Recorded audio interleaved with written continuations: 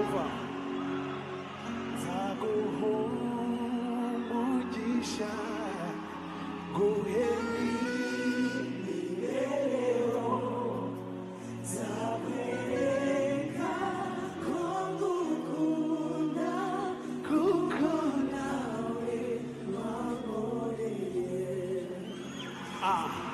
Iki gitumurira kikagutera kwiheba, niki kikwimbagije ko turutare tutanyeganyezwa,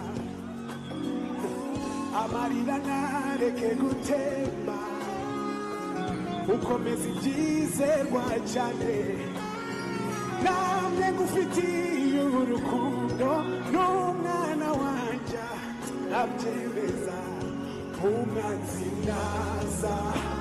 Yes, ujye usoma ijambo,